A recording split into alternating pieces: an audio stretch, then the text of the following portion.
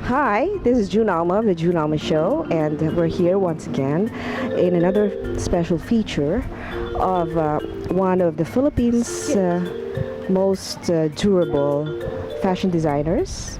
And she has been a grand dame of Philippine fashion, and she has put to the map the popularity of our national fabric, which is the piña.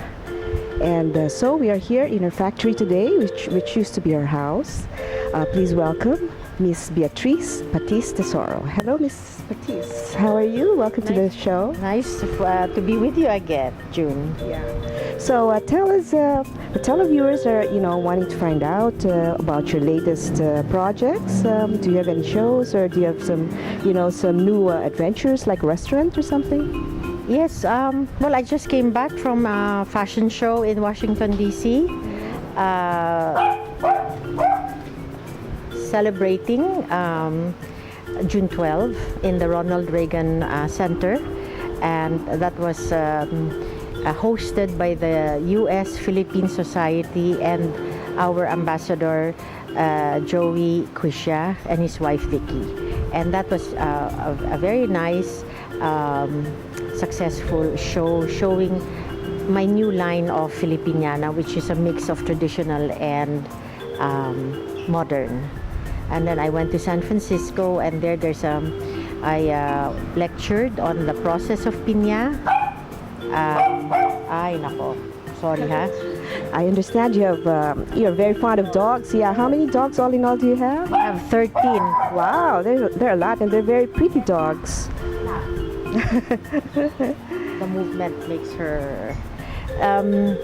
So what's new with me? Well, I'm doing another fashion show next week for FIT in the Metropolitan Museum of Manila, and this FIT is actually Festival International Textile Extraordinaire, which is extraordinary textiles, hosted by the French Embassy and Musée Barguan in Clermont-Ferrand, Habi, and the Metropolitan. And so this will show textiles from crafts all over the world, and to exhibit the past, the present, and the future. It's very exciting, especially if you're into textile. So are you pushing for still the piña, pineapple fabric? Oh, yes. The exhibit will be, my part will be still piña, because that is our iconic fabric, and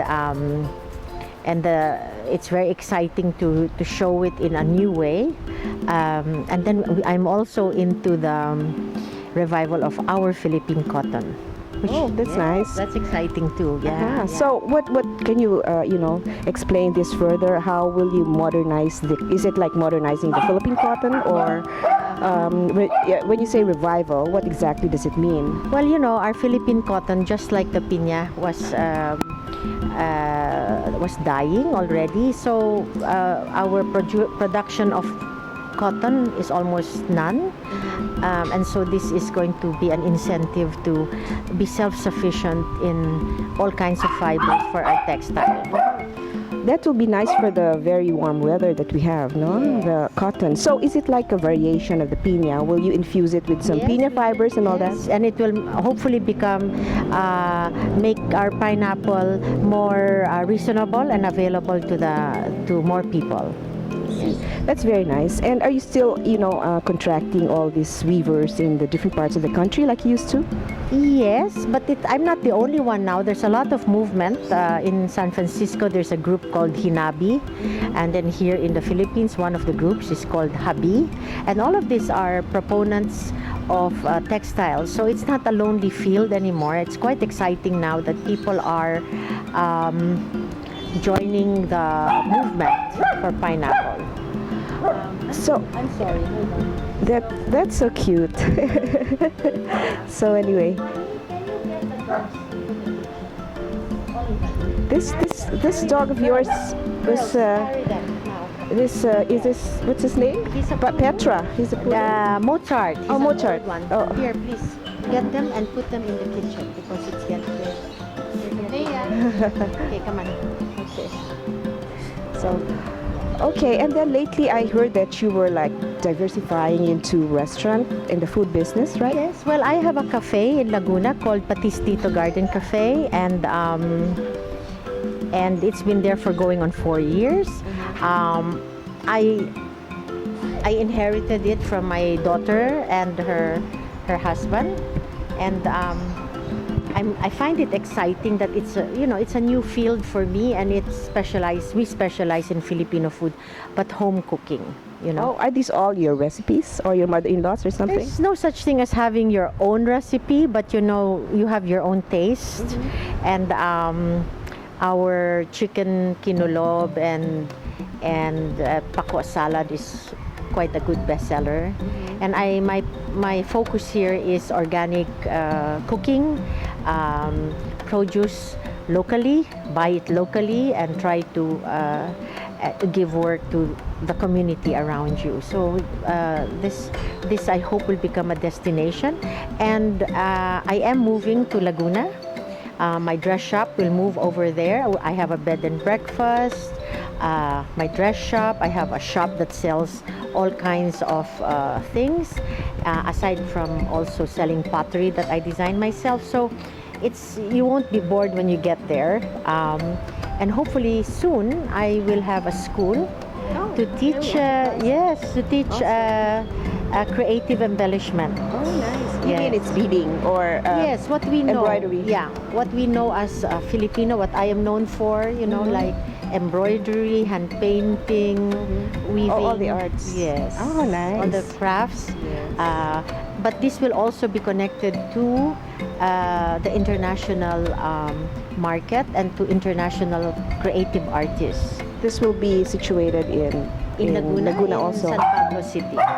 That's so nice. So, in fact, I was going to ask you because, like, you have been one of those enduring icons in fashion, and usually for someone to be able to sustain the business side. Yes. I mean, every Yes. endeavor has a business side, Right. So, I would like to ask you how you were able to sustain. I mean, your production line and all that. And does it come solely from your sales? And so that means you have a strong sales. Right.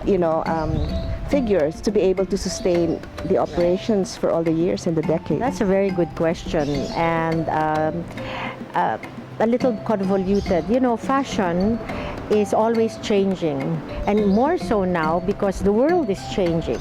People are evolving faster than used to be. So when we're talking about business, I can't say that I make a lot of money in business now, but I am happy with it, and it's not the money anymore. It's what you find fulfillment in, what you're passionate about. I've come to an age where money is important, but it's not that important because my children are all grown up. They all have their own things to do, and so now I can give back to what I've been getting from the world. So if you want to get into this business, it's tough, especially handmade things, because people like immediate gratification. They want to see it. They don't want any more the time to go and fit, like before, costura. They don't like that. So you have to flow with the punches. You have to be like Pacquiao and dodge it. And is it profitable?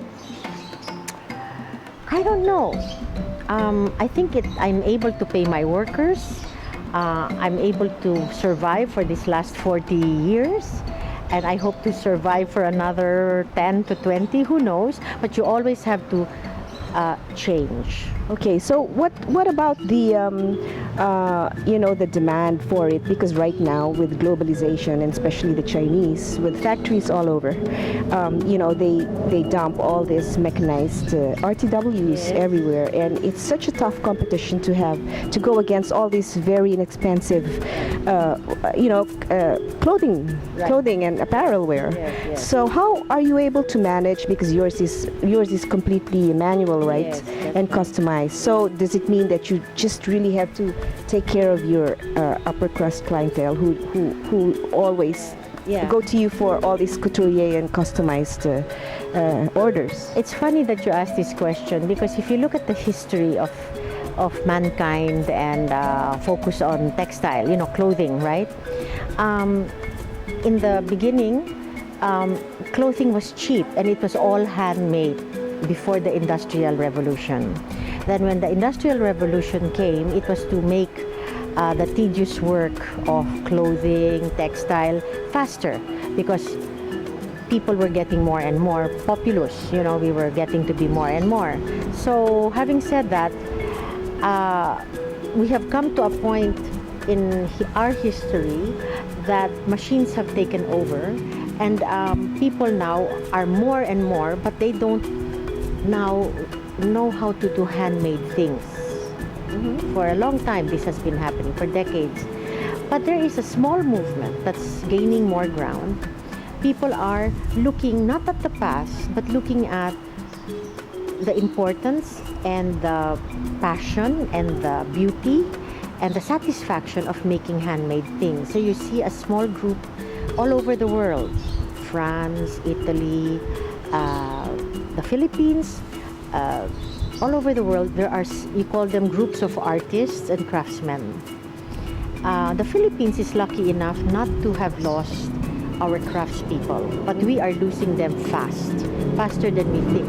Like how the forest is going, well, our craftspeople are going very quickly. So this movement of handmade things is, to me, opening a school is very important to be able to again teach and revive our knowledge, our ways, our information to the next and the next generation, to ensure that the passion for crafts making does not disappear, like weaving pinya, producing pinya, cotton, hand embroidery. I think we're one of the few countries now left in the world that does hand embroidery, especially in Southeast Asia. So things that Filipinos take for granted is not there anymore. So we really have to work hard towards that. So what about your... how about the business of it? You will have people who will buy, but I now have joined the ranks of RTW. I sell my brand in Rustans. Oh yeah, I think I saw that. Yeah, Shangri-La and Makati, and it's doing nicely. I don't sell a lot, but I sell enough to satisfy. According to Rustans, I'm about almost 80-90% sales, and that's not bad. That's not bad. Yeah, that's not bad. So I'm happy. Oh, that's nice. Okay, so there you have, folks. Any more projects or forthcoming shows that you want to invite the televiewers about? Thank you, June. This is an opportunity to say to everybody that I am moving to Laguna, to San Pablo City, where we have Patis Tesoro Garden Cafe, and it is a destination. And if you think it's far, it's not that far. If you think about the traffic in Manila to get out of EDSA, once you get on SLEX, it's about 2 hours, and you can make a day of it. You can have lunch or merienda. You can go to other, like Ugo Bigyan, the pottery. I sell pottery also. I have a bed and breakfast. I have a garden, and you can buy RTW from me, or you can have something made. It'll be a family day. Oh, that's very nice. So this is like your retirement project, and it is like, you have consolidated everything in one nice I don't know countryside. I'm busier than I ever am. But it's a satisfaction. It's another alternative to my life. Oh, that's great. So this is the card that you have. Yes, would you like to show? Yes, this is the card. And the map is at the back, but there are now 2 ways to go there because more roads are going towards the south. So watch out for the new roads going to the south, and I hope to see you there starting end of August. Okay.